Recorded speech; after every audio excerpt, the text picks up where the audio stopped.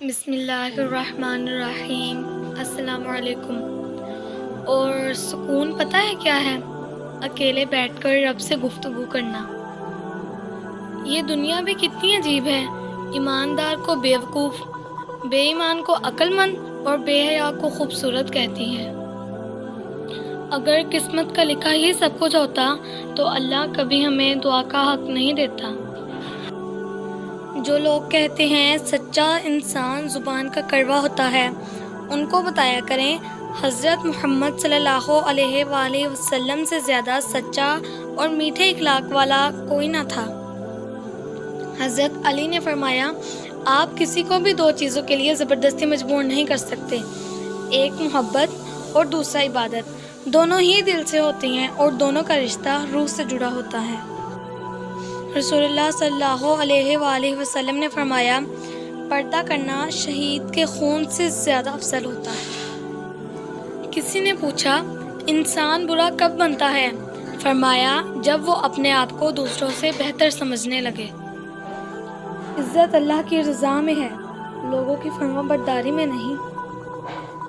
جب تمہیں اگلی نماز کا انتظار ہو تو سمجھ لینا کہ اللہ نے تمہاری پہلی نماز قبول کر لی۔ استغفر اللہ، دل سے نکلے یہ الفاظ ہزاروں گناہ مٹا دیتے ہیں۔ درود شریف واحد ایسی عبادت ہے جو زبان سے نکلتے ہی قبول ہو جاتی ہے۔ نماز تب سکون دیتی ہے جب تم سکون سے پڑھو۔ ہر اس چیز کو توڑ دو جس کو انسان نے بنایا ہے، لیکن انسان کا دل کبھی مت توڑنا جس کو اللہ نے بنایا ہے۔ ان لوگوں سے مت ڈرو جو اپنا بدلہ لینا جانتے ہیں، بلکہ ان لوگوں سے ڈرو جو اپنا معاملہ اللہ پر چھوڑ دیتے ہیں۔ صبر کی دو صورتیں ہیں، پہلی جو ناپسند ہو اسے برداشت کرنا، اور دوسری جو پسند ہو اس کا انتظار کرنا۔ تم بس خدا کو جانو، باقی خدا جانے اور اس کی عطا جانے۔ جب کسی ضرورت مند کی آواز تمہارے کانوں تک پہنچے تو اللہ کا شکر ادا کیا کرو، کیونکہ اللہ نے اپنے بندے کی مدد کے لیے تمہیں پسند کیا ہے، ورنہ وہ اکیلا ہی سب کے لیے کافی ہے۔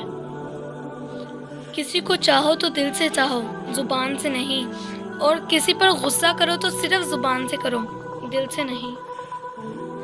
حضرت محمد صلی اللہ علیہ وآلہ وسلم نے فرمایا، اگر زندگی کو خوبصورت بنانا ہے تو سچ کہنا سیکھو، چپ رہنا سیکھو اور نظر انداز کرنا سیکھو۔ حضرت علی نے فرمایا، ہمیشہ زندگی میں ایسے لوگوں کو پسند کرو جن کا دل چہرے سے زیادہ خوبصورت ہو۔ بہترین انسان، حضرت علی نے فرمایا، اگر کسی کی تکلیف دے کر تمہیں تکلیف ہونے لگے تو سمجھ لینا تم اللہ کے بنائے ہوئے بہترین انسان ہو۔